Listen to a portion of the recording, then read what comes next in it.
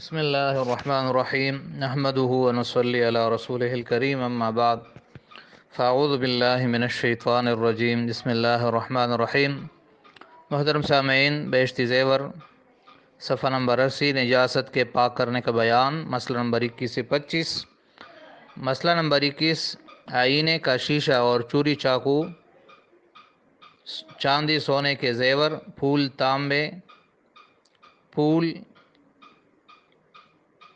تانبے، لوہے، گلٹ، شیشے وغیرہ کی چیزیں اگر نجس ہو جائے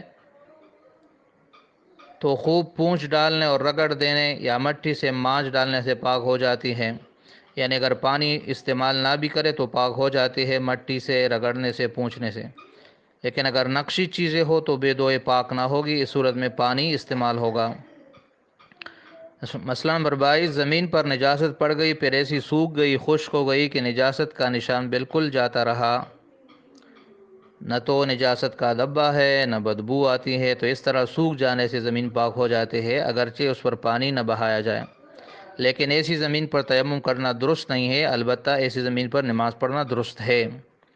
جو اینٹ ہے یا پتھر، چونا یا گارے سے زمین میں خوب جما دیے گئے ہو کہ بے کھودے زمین سے جدا نہ ہو سکے، ان کا بھی یہی حکم ہے کہ سوکھ جانے اور نجاست کا نشان نہ رہنے سے پاک ہو جائیں گے، یعنی پانی کا استعمال ضروری نہیں ہے۔ مسئلہ نمبر 23، جو اینٹیں زمین پر فقط بچھا دی گئی ہے، چونا یا گارے سے ان کی جڑائی نہیں کی گئی ہے، یعنی ان کو زمین میں نہیں گاڑا گیا ہے، وہ سوکھنے سے پاک نہ ہوگی، ان کو دھونا پڑے گا۔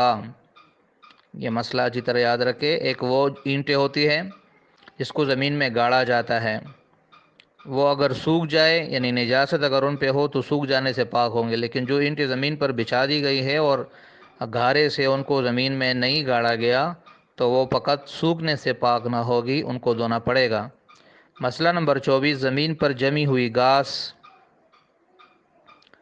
بھی سوکھنے اور نجاست کا نشان جاتے رہنے سے پاک ہو جاتی ہیں، اگر کٹی ہوئی گھاس ہو تو بے دوئے پاک نہ ہوگی۔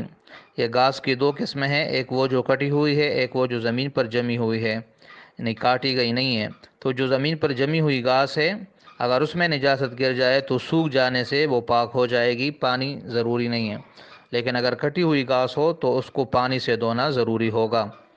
مسئلہ نمبر 25، نجس چاقو، چھری یا مٹی اور تانبے وغیرہ کے برتن اگر دہکتی ہوئی آگ میں ڈال دیا جائے تو بھی پاک ہو جاتے ہیں۔ اگر ان کو آگ میں ڈال دیا جاتا ہے تو وہ سوکھ جاتے ہیں، تو اس طرح وہ پاک ہو جاتے ہیں۔ تو یہ اس کے مسائل ہے، باقی انشاءاللہ اگلے سبق میں پڑھیں گے۔